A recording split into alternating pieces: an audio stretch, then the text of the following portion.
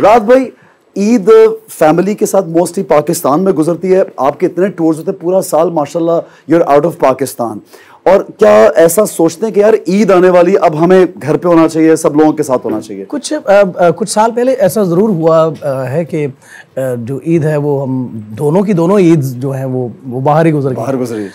तो फिर उसके बाद थोड़ा हमने उसको प्लान आउट किया कि यार ये वाला जो है, यानी छोटी ईद, उसके बाद बड़ी ईद, उसके बाद फौरन मुहर्रम आ जाता है, सफ़र आ जाता है, तो इस वाले टाइम में हमें 2-4 महीने नहीं करना। अच्छा, जाहिर है मुहर्रम में तो बिल्कुल और फिर ईद का खास ये सफ़र एज वेल, सफ़र भी नहीं होता। ठीक है, बहुत ज़बरदस्त जी। शाहज़मान, ये बताइए कि आप कब से ट्रैवल करना शुरू किए अपने वालिद साहब के साथ?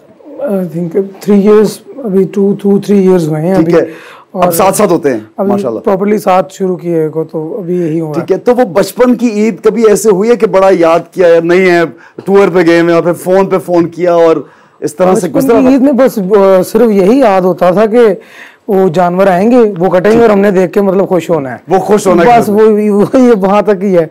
उसके बाद फिर थोड़ा सीन चेंज होता गया, तो बस अभी ये ऐसे ही नॉर्मली है। ऐसे में मैं आपको एक और तारुफ कराना चाहता हूँ, मेरे छोटे भाई वजाहत अली खान भी यहाँ मौजूद हैं। माशाल्लाह, वजाहत भाई के लिए जोरदार तालियां। और मेरा हरदिल अजीज ग्रुप, पूरा मेरा जो बैंड है, राशिद अली खान साहब the main leader of this band, और I need a round of applause for everyone. पूरे ग्रुप के लिए जोरदार तालियां बजाइए। मैं चाहूंगा बल्कि आप सबके हमें नाम बताइए। कामरान अख्तर साहब हैं, और इमरान अख्तर साहब हैं, सुलेमान अली हैं, और वसीम हैं, बिलावल लाहौती हैं, अली रज़ा हैं, गुलाम अब्बास साहब हैं, हसनैन साहब हैं, आमिर अली साहब हैं, और मेरा कज़न फ़रत अली खान साहब। क्या बात है, क्या बात है। अच्छा राहत भाई, मैं ये आपसे जानना चाहूंगा, आपने इनका तारुफ कराया कि ये टीम वर्क से इंसान की कामयाबी जो है उसमें छुपी होती है। जी बिल्कुल, टीम वर्क के अलावा नामुमकिन चीज़ें हो जाती हैं, जो पॉसिबल होनी होती हैं चीज़ें, वो टीम वर्क अच्छा ना हो तो वो अफेक्ट करता है। मैंने सुना एक दफ़ा इनको टिकट्स नहीं कहीं पे मिली, बल्कि शायद ये ज़्यादा ही मरतबा, तो आपने एक प्राइवेट प्लेन जो है वो हायर किया इनके लिए। वो हुआ ये कि जब 2011 की बात है, तो हमारे जो पासपोर्ट्स थे वो कैनेडियन एम्बेसी में हमने सबमिशन करवाई हुई। ठीक है, तो वो जब उनका वो दिल होता है और देखते हैं वो उस वक्त वो वीज़ा देते हैं। इस दौरान हमारा सियाटल का, अमेरिका में ही थे, सियाटल का हमारा शो था और हमने वाशिंगटन डीसी से जाना था। अब जो हमारे पासपोर्ट हैं, वो ट्रैवल डॉक्यूमेंट वो सारे वो वहाँ थे।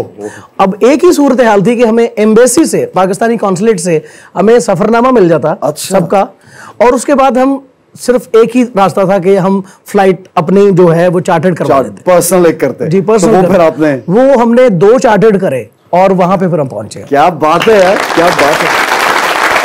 चौधरी साहब, इतने बड़े आर्टिस्ट आपके साथ मौजूद हैं, और माशाल्लाह पाकिस्तान में टैलेंट की कमी तो है नहीं, प्लेटफॉर्म्स की शायद कमी होगी, टैलेंट की नहीं है।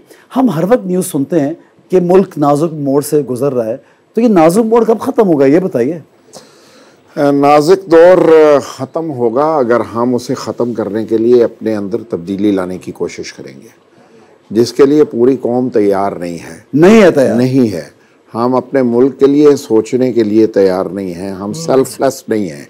अच्छा। हम अपनी ज़ात के शहर से बाहर नहीं निकल रहे हैं। मुझे अपने नेक्स्ट डोर का नहीं पता कि उसके घर क्या हो रहा है।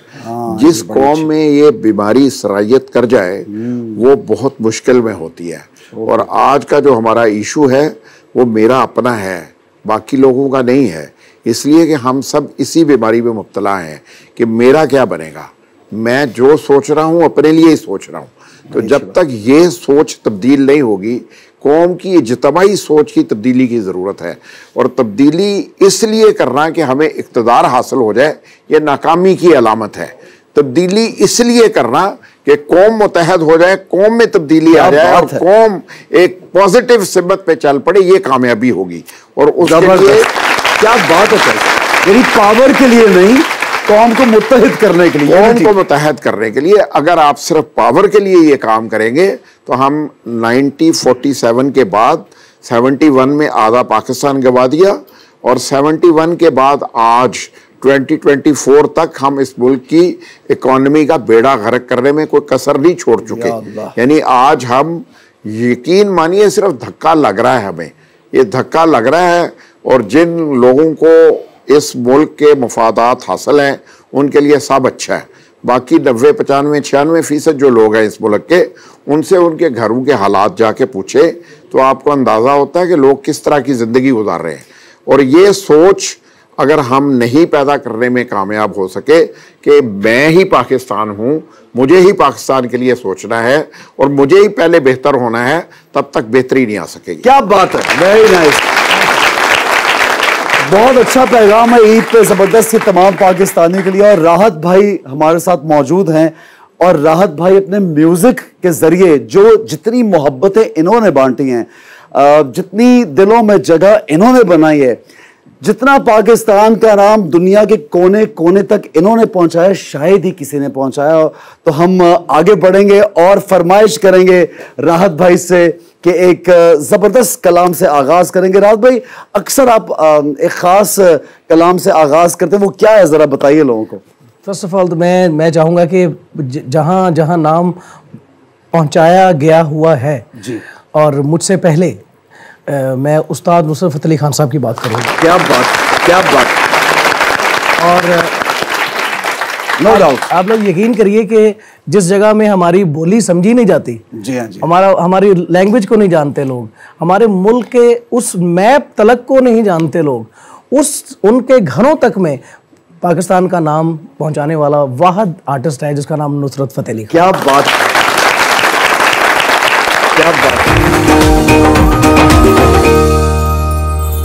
जनाब वेलकम बैक, वेलकम बैक। राज भाई, एक सवाल मैं बहुत बड़े जो आर्टिस्ट हैं उनसे ज़रूर मैं ये करता हूँ कि अल्लाह ने इतना मकाम, इतना नाम, इतनी इज्जत, इतनी शोहरत, सब कुछ दिया, क्या लगता है आपको कि एक इन सब चीज़ों के पीछे एक इंसान में क्या ऐसी चीज़ होनी चाहिए कि उसको ये सब कुछ मिल जाता है? फर्स्ट ऑफ ऑल तो इंसान की खिदमत करने का वो अहद होना चाहिए, तो वो सारी चीज़ें मिलनी शुरू हो जाती हैं। क्या बात है, इंसान की खिदमत, बहुत कुछ, इंसानियत खिदमत करना, अल्लाह ताला से मांगे, वो इसलिए मांगे कि मैंने दूसरों को देना है। क्या बात है। एक चीज़ जो मैं आपसे मिलता हूँ या आबदा परवीन साहिबा से, या और हमारे पाकिस्तान में बहुत टैलेंट है, बड़े बड़े नाम हैं, मैंने उनको इतना, आप सब लोगों को इतना आजिज़ देखा, इतना एक्सट्रीमली आजिज़, इतना हम्बल कि आप चाहे हम लोग एक निजी महफिल में मुलाकात हो, टेलीविज़न की सेट पे मुलाकात हो, कहीं लाइक फ्लाइट पे मुलाकात हो जाए, but you are so humble. तो दिस इज़, आप जब देखते ना कि यार ये कितना बड़ा इंसान, इतना हम्बल है, तो बड़ा दिल को जाके ये बात। चौधरी साहब, क्या कहेंगे आप इसके बारे में कि एक आर्टिस्ट का हम्बल होना कितना ज़रूरी है? जिस दरख्त को जितना फल लगता है ना जी, वो उतना झुक जाता है। क्या तो बात। अगर वो नहीं झुकेगा तो वो टूट जाएगा। तो ये अल्लाह का अपना, क्या गहरी बात है।